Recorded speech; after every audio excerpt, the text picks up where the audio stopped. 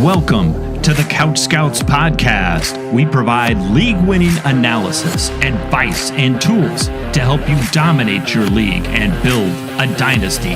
Scout, draft, win. Here's your host, Matt Cooper. Welcome to the CouchScouts podcast.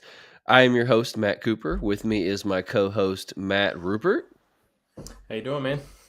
And Matt Jackson. What's going on, guys? Not much, just powering through a cold here. So I'm going to probably let you guys do a lot of the talking tonight, and we'll be straight and to the point. Maybe a little bit of a shorter show. We'll see, but we do have a fun show tonight. We are continuing our Inside the Prospect series, and we are going to be discussing Kaleb Johnson, running back out of Iowa. For those that missed last week and maybe weren't with us last year to know what our Inside the Prospect series is, this is where we're going to be diving into the All-22 film that we have on these prospects. We're watching full games, every snap that they're on the field, not just the highlights. And we're trying to scout out trait by trait. We're going through, so for the running back position, we're talking about vision and patience. We're talking about elusiveness, power, contact balance, burst, speed, size, lateral agility, third down skill set, all that stuff. We want to get down into the nitty gritty to tell you what we saw, how we project these guys to the NFL from a fantasy perspective, where we would consider taking them in a rookie draft, all that kind of stuff. So we're taking a deep dive on these guys. And tonight we watched Kaleb Johnson. So we watched 6 games in the Dynasty Nerds film room. If you want to watch the same film that we're watching, by the way, you can go to dynastynerds.com and use promo code COOP for 15% off their All-22 film room. And it is the best resource I know of for scouting rookies for yourself. And if you want somebody else to do all the homework for you, stay tuned because we got you covered on that. So let's get into it. Kaleb Johnson, he is listed at 6 foot, 225 pounds. This is by the university, so we're recording this well before the combine, and those measurements may look different when we get official combine measurements. But per Iowa, he is 6 foot, 225 pounds, junior out of Iowa. He has seen his stock rise after a 1,500-yard rushing season this year. So he has always been all right. I mean, he had 779 rushing yards and 6 touchdowns as a true freshman, took a little bit of a step backward as a sophomore, and then came in this year out of nowhere and had 240 carries for over 1,500 yards, 21 rushing touchdowns. That's good for 6.4 yards per carry. And for those keeping track at home, he also has over 1,000 yards after contact. So that's pretty impressive. And he's just having a monster season for the Iowa Hawkeyes. So as the year has gone on, there's been more and more buzz that, this guy could be potentially like even as high as RB2 in this loaded 2025 draft class. So we're going to talk about all that tonight and whether we agree with that, disagree with that. So let's get right into it. And as always with the running back position, we are going to start with vision and patience. I think everything else kind of stems from that. You can have all the physical traits in the world, but if you can't find and identify the right running lanes, and you're not going to put yourself in a position to succeed. So we'll start with vision and patience, and I'll start with you, Rupert. What did you see here? I thought he was above average in this area. I didn't see him, but maybe 2 or 3 times in the 6 games I watched where I thought he should have taken a different lane. So I thought this was a strong suit for him. And I didn't see him rushing too much to when he didn't need to. Like he would wait behind a pulling guard and kind of let his blocks develop. I think one of the issues I kind of saw was maybe he was a little too patient at times. And we'll get into this with a later trait, but he's just not a guy that can kind of dance behind the line and then explode quickly. He doesn't really have that sudden acceleration. So it almost kind of comes back to bite him a little bit if he's too patient. No, I would agree with that for sure. Definitely on the realm that he was too patient at times. Like I gave him an above average score in patience and vision. I really liked his vision. He set up defenders well, especially at the second level, and hitting the right hole and kind of deciphering what his next move was going to be. I definitely saw the too patient at times trait there though on his film. We're going to talk about this later, but he's not a guy that can really making a guy miss in the backfield is not a strength of his. So when you're too patient, I mean, I saw him get tackled behind the line of scrimmage more often than I would have cared to, and I think that alludes to the fact that he was just waiting for his blocks to develop longer than he should have, which was an area of concern. But still, I mean, I gave him a 7.5 for patience and 8 for vision, so it's not like something I'm like he was bad at it either. Yeah, I had it similar. I feel like I don't know how you guys feel about this. So there are two primary types of running schemes. One is kind of a zone running scheme, and the other is gap running scheme. And if you don't know what that means, that's okay. But a gap running scheme is primarily what Iowa ran, and it for me that's a little bit harder to like tell because it's a little bit more muddy to me. It's like unclear. Maybe there's multiple possible holes that he could take, and not really sure which one. It's harder to tell which was the right one. And I actually, for me, it's interesting because I felt like he didn't have as much patience. Like he just kind of would take the ball and run, and if there was a hole, then great, and if there wasn't, then he'd just run into somebody.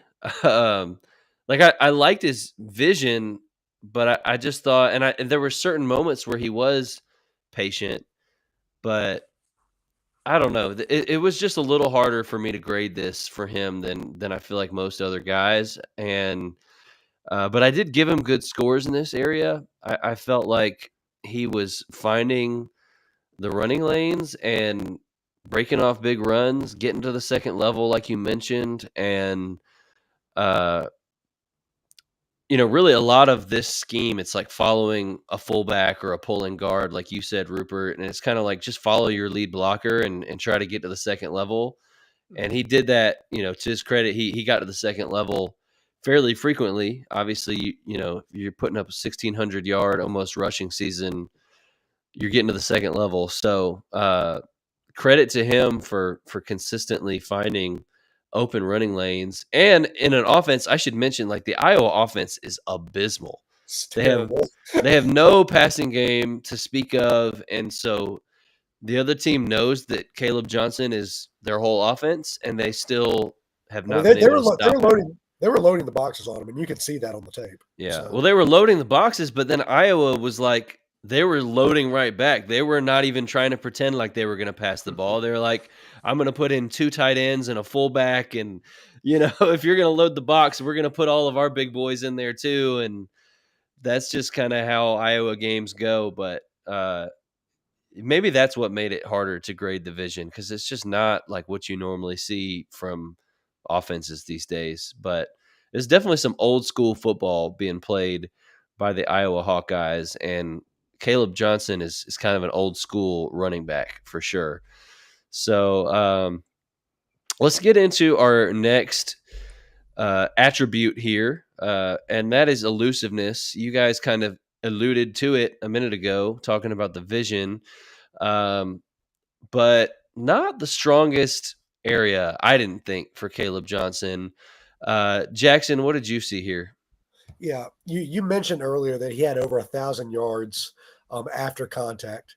Um, that wasn't because he was making a guy miss in the hole. That's not his game, and that's not where he excels at. Far too often, if it was especially behind the line of scrimmage and somebody, a blitzing linebacker or a safety coming down in the box, if they got back behind the line of scrimmage, um, he wasn't making a miss. He wasn't shaking him in a phone booth. That was just not part of his game. This kind of lines up with some of his just short area quickness. I just didn't see any short area quickness on his game film at all. Like, I gave him a 5 for both of those categories, and like a 5 still feels a little too high. Like I could probably have done a 4 and felt satisfied with that rating. Like that wasn't how he exceeded or succeeded or excelled, but at the same time, like he excelled in other areas that I'm excited to talk about later. But if it's him one-on-one with a safety with a linebacker, he's not winning it by juking the guy out of his shoes. Yeah. My first note I made was he's going to be a guy that's really dependent on going to a team with a good offensive line because he's not going to make up for poor offensive line play. He's not going to make guys miss in the backfield. He doesn't have that stop foot, go foot. He can stop and then re-accelerate on a dime to get out of trouble. That's just not his game. He needs a runway. And don't take this out, I'm comparing him to Derrick Henry, but he is a similar kind of player. Like if you can get him in the backfield, he's not going to break them out. But if you're running outside zone and you give him a runway and he gets up to speed, then and gets to the second level, then good luck tackling him because he is close to 230 pounds.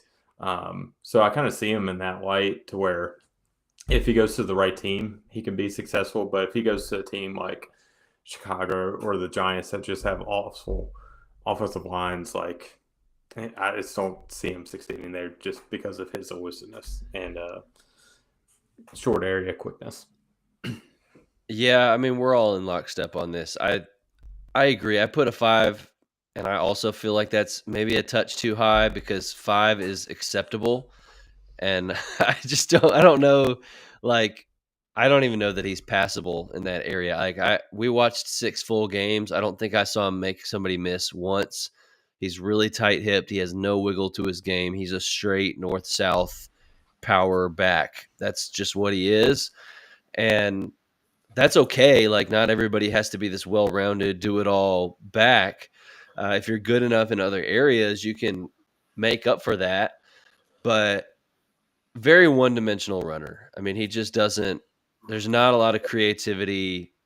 There's – I don't think I saw a single instance of like a spin move or a juke or a cut to – at least I saw a few cuts, but not like effective cuts where he made somebody miss.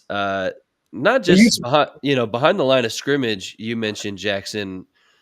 Yes, if somebody gets behind the line of scrimmage and he hasn't built up to speed yet, he's toast. But even like open field kind of breakaway, he's running. It's like when a guy gets to him, he's either running him over or they're making the tackle. There's no attempt to he knows that about himself. I to be fair, like I didn't see him trying to really elude people. He just was just like, I'm gonna run through you. That's who he is, and that's who he knows he is. So, to his credit, though, his build-up speed is good, and he will eliminate safety's angles. So that's like you said, that's probably like the only time he's really making guys miss is beating them to the outside because he's already built up some speed. Yeah, we use this example. I can't remember who we used it for last year, but like when he tries to if he ever does try to juke or he tries to make a cut, like it takes him more steps than I feel like it should. Like he rounds off his cuts a lot, and that just goes to what Cooper was talking about. Like that's not part of his game, and like he realizes that. Like he would rather run you over with physicality than run around you. Yeah, for sure. So we've kind of hinted at this here. So the next category we're getting into is power and contact balance, and that really is where he butters his bread. So we'll go to you, Rupert. What did you observe here in terms of his power and contact balance? Safeties and cornerbacks do not want to try and tackle him once he gets up to speed. He's a guy that's going to be hard to bring down with arm tackles, very powerful lower body. And he does play with good pad level, even though he's a taller running back. So he can bulldoze through a couple guys. One of the things I loved is he is always falling forward, always pushing the pile. It's those hidden yards. And I remember this when scouting Leonard Fournette. He'd always get an extra 3 yards every single play. And I saw the same thing with Kaleb where, the guys are going to hit him, but he's still going to go 3-4 yards down the field before, he's fully down. So he gets those hidden yards, which is really nice. He's a really powerful runner, right? I mean, he like kind of what you were alluding to, Rupert. Like there were so many instances I saw where like he would get like guys would try to tackle him, and he would carry 2 and 3 guys an extra couple yards. There was one touchdown in particular where they were at the 10-yard line, and like for a solid 6 yards, he was carrying guys into the end zone. Just he's a powerful runner. He uses every bit of his strength. I do feel like I gave him a 7 for pad level. I feel like his pad level wasn't always great. I felt like he kind of would sometimes struggle at getting leverage, but that didn't affect his power at all. He still would be able to run guys over and was just a really physical runner. But pad level was something that I did note on him. Yeah, I had him at a 6.5 for pad level. I think, it's hard when you're that tall. Like, he's listed at 6 foot. He looks every bit of it, maybe bigger. I mean, you mentioned Derrick Henry earlier. He's not quite to that level of like freakishness, but when you're that tall, it's hard to be the low man, to get down and kind of get leverage on a defender in that way. And he's strong enough that most of the time he doesn't need that to break tackles. So, I mean, we've seen plenty of runners in the NFL that were a little bit more upright in their running style. It's not a deal breaker. I do feel like, obviously the more you can get your pads low, the more effective you're going to be at breaking tackles, and the more he's going to be able to use his strength and power. That's also a coachable thing. But as somebody who's tall myself, like I know how hard it is to bend down and get low when you're over 6 feet tall. So You're also think, getting older, so it's just hard for you to bend down anyway. Yeah, that's fair. I will say I gave him an 8.5 for breaking tackles. I gave him an 8 for contact balance and an 8.5 for physicality and power. So he graded out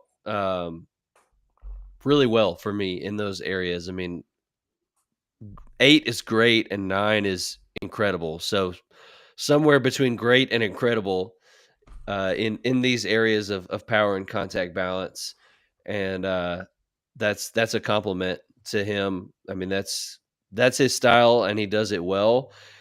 I think when you compare to guys that we didn't love last year that had this running style, in like Braylon Allen, Audric Estime, I think he uses his power and his size better than those guys did, and I think he's got more juice in his legs than either of those guys did as well. So we're going to get into the athletic component in a minute, but I do think I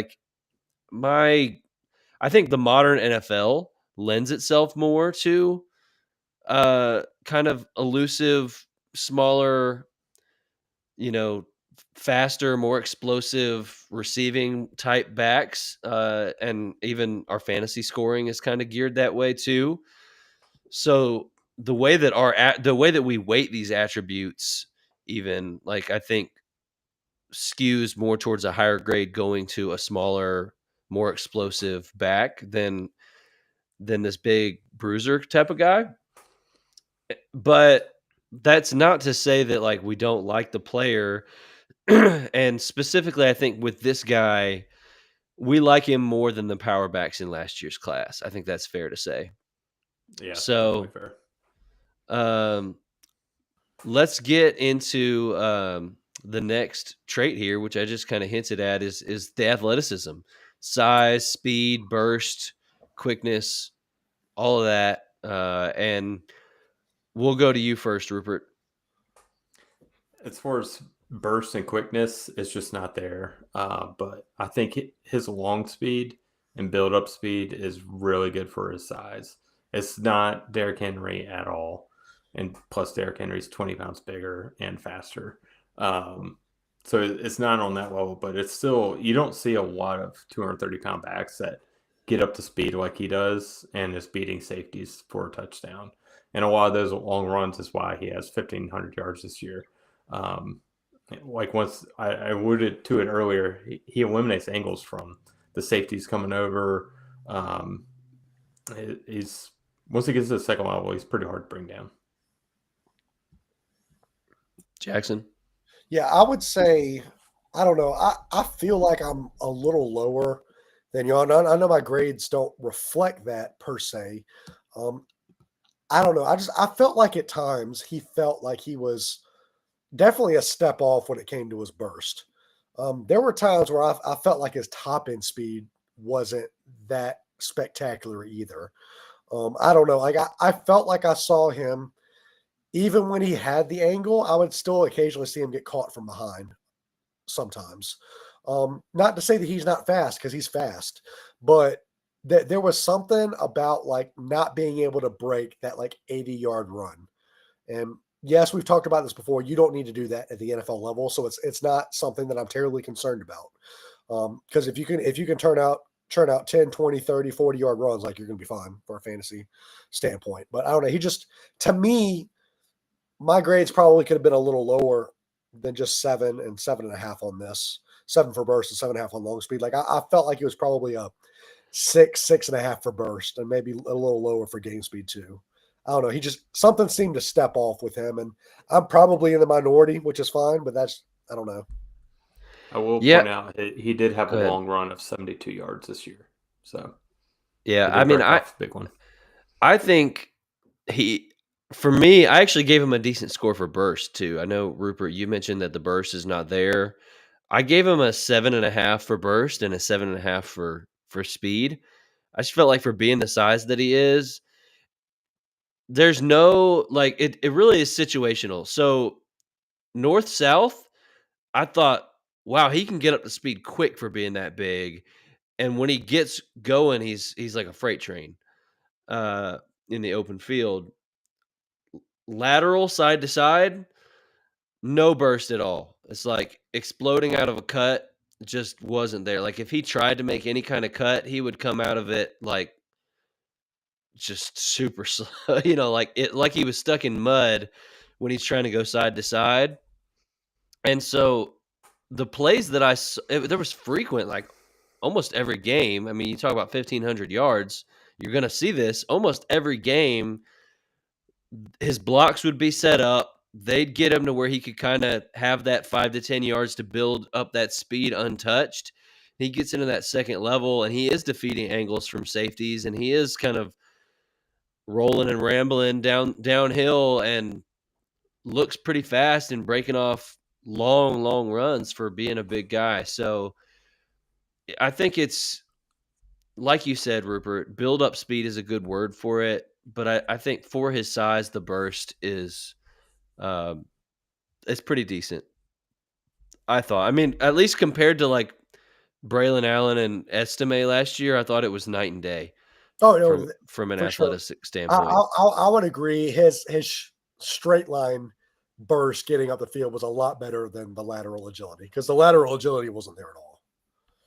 Yeah, that's where I say for quickness, I had him at a 5, and that almost feels too high. But for burst and for speed, I had him at a 7.5, which is, between good and great. So anyway, yeah, I mean, decent athlete for sure at his size. I think his size adjusted. We'll see how he tests at the combine and everything, but I think he should run a decent 40 time, and his size adjusted speed is going to be in the upper percentiles. Would be my guess. So agree with you. He's not Derrick Henry, but I was on the Football Guys podcast last night, and I don't know if I don't think they've released the episode yet where we talked about this, but we talked about 5 rookie running backs. Kaleb Johnson was one of them, and Jagger May, the host of that show, I really liked his comp. He said he's like a faster Najee Harris, but without the pass catching, which we'll talk about. So that's a segue into our last trait, which we're going to talk about, is the third down skill set. What did you guys see here?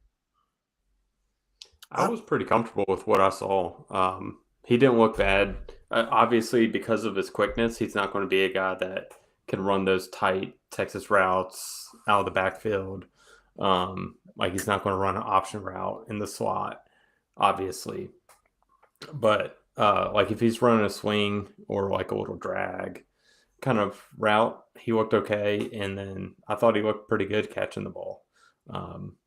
I wouldn't say it was extraordinary, but I totally thought it was acceptable. I didn't think that you would have to pull him off the field in third down situations. No, he looked good for me as a receiving threat. I saw a few one-handed catches. He looked comfortable catching the ball. He was outside, lined up in either the slot or left hash, and ran a nice slant route. So I mean, he's got some route running chops to him. I really enjoyed him though as a pass blocker. There was one play in particular. And I can't remember who was it against, but there was a blitz and defensive end coming in off the left side. And Kaleb Johnson not only stuck him up to protect his quarterback, but he held that block for like 6 seconds, like just engaged in an engaging block. And I mean, he looks really comfortable as a pass catcher. He looks even better as a pass blocker.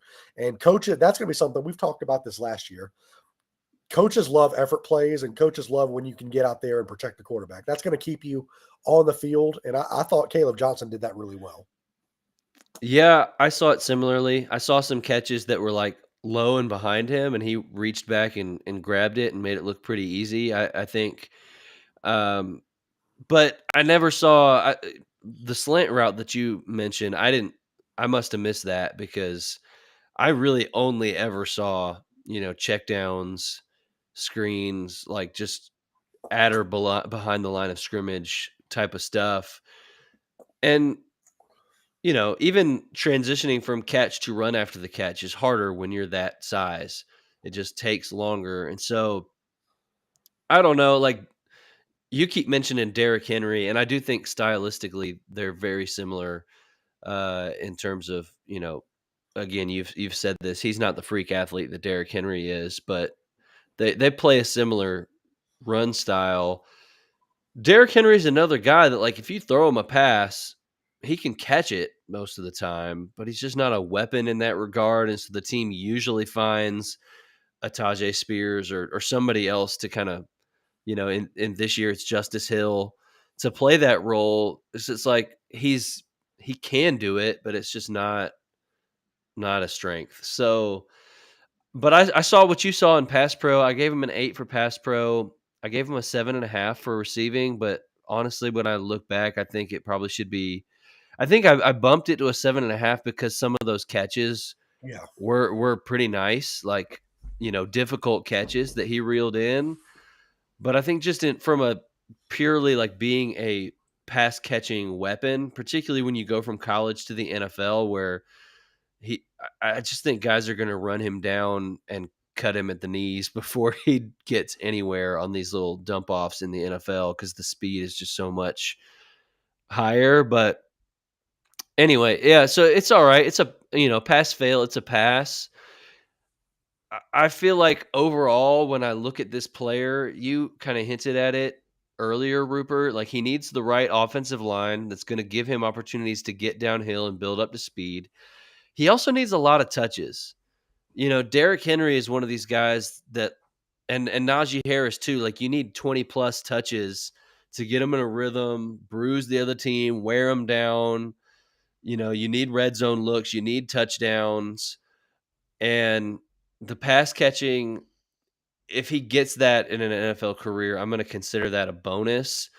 But I think with most teams moving towards committees, and the grade that I have on Kaleb Johnson is not like to be this first round talent, 3-down workhorse. Like I think a team's going to draft him for a role. He's going to be probably a grinder in a committee. So he's going to need a lot of touches and he's going to need a lot of touchdowns. Ooh. And I don't think he gets that everywhere. So I need him to land in the right spot to really get excited about him from a fantasy perspective. But as far as like pure power backs go, he's one of the better ones that I have graded. I just think he's a one-dimensional player. There's not a lot else to his game to really get excited about outside of the power and a little bit of, speed to go with that power. So I think what's really interesting is he graded out for us at a 71.81, right? Which is right there in line with a like right of the lower echelons as a flex option. What's interesting is none of us, I would say, like really were in love with him as a player, right? He's very one-dimensional, like you said, Cooper. But like when you look at our grades for last year, that would have rated as one of our top backs, which is just crazy. Right. But last year was like a down running back class. I mean, you've got the best one out of that class right now was Bucky Irving, who was a day 3 pick. The second best, probably arguably, is Tyrone Tracy, who is also a day 3 pick. Brooks, obviously the injury thing is unfortunate. He's done nothing yet. Benson's done nothing. Lloyd's done nothing. And just in general, I mean, I've graded because I went and did some of these other guys for the Football Guys podcast that I was going on. And so I've got 6 running backs graded right now, I think. 7 actually graded right now. And 6 out of the 7 are 70 plus in my grades, which last year I think there was only 5 guys in the whole class that were 70 plus. And now I've got 6 out of the 7 graded so far. So it's a better running back class. I think for the hype that Kaleb Johnson came with, I mean, you got the 1,500 yards, Big Ten Offensive Player of the Year, all the accolades, the hype, the buzz, people talking about him as RB2. I was a little underwhelmed, to be honest with you. I didn't hate him as a player, but right now, out of the 7 running backs that I have graded, he's my RB5. And I still haven't done like Omarion Hampton, Quinshon Judkins, Nicholas Singleton, Devin Neal. Like, there's a lot of guys that I haven't even graded yet that probably are going to end up being higher than him. And so I didn't hate the player, but I feel like if he stays in this RB2, RB3 type of conversation, I'm probably going to be out at that price and a good bit lower than consensus on him. Would you guys agree with that?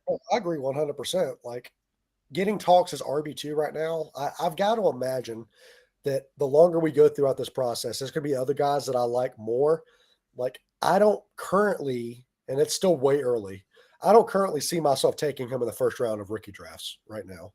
And I feel like that's where he might go based on hype right now.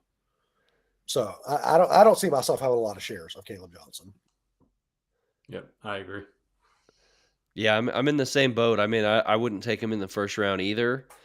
And like I said, he's my RB5 right now in film grades. Now, that's not the same as rankings. There might be some guys that I have a little higher grade on, but he gets better draft capital, better landing spot, whatever. Maybe he's younger, so ranking and film grade is not exactly the same, but it's probably my heaviest consideration when I'm making those rankings. So for him to be RB5 after only grading 7 guys, it's like I don't think I'm going to be buying him at cost, but we'll see. And like we said, we could get excited about him in the right landing spot with the right draft capital where we think that heavy workload is going to be there, because there is a path for him to be a really good fantasy player. It's a one-dimensional path. So that's going to do it for us for tonight for this show. We are going to be talking about Woody Marks on the bonus episode. So if you are not currently subscribed to CouchScouts.com, you need to go sign up because it's rookie season. And so we're going to be doing some sleeper players on our bonus episodes just for our subs every single week. We are going to be releasing our rookie guide for our subscribers, which is going to be the ultimate cheat sheet for you to dominate your rookie draft. We've got all 22 film on Devy and IDP players. So if you play in an IDP league and you're like, where else can I scout those guys coming into rookie season? Our film room is the only place I know of where you can do that. You can schedule a consultation with us where we'll sit down on a 30-minute Zoom call and walk you through a team of your choosing and help you develop a strategy for attacking that dynasty league. So it's great value. And now is the best time to get in there. So go up, sign up for an annual subscription, and you'll be good all the way through all of our rookie content. You won't miss any of it. CouchScouts.com. And with that being said, we are going to go talk about Woody Marks, who is a little bit of a sleeper, not getting a lot of buzz. Spoiler alert, I have him graded higher than Kaleb Johnson. So don't miss the bonus pod. Go subscribe, get to the site, get on, listen to what we have to say about Woody Marks. So we're going to log off. We're going to go have that conversation right now. We appreciate you guys listening. You can find me at CouchScoutsFF on Twitter/X. You can find Mr. Rupert at Matthew Rupert FF. And you can find Mr. Jackson at Debbie Matt. We appreciate you guys engaging with us on there and in our free Discord, which the link will be in our show notes if you want to come join a great community there. And leave us a review, drop a comment, help people find us. I mean, this is the time of year where people are searching for rookie content. We think this is our bread and butter, and we're a growing channel. We'd love it if you would just take a couple seconds to help other people find us when they go searching for rookie stuff. So thanks again, and we'll see you next week.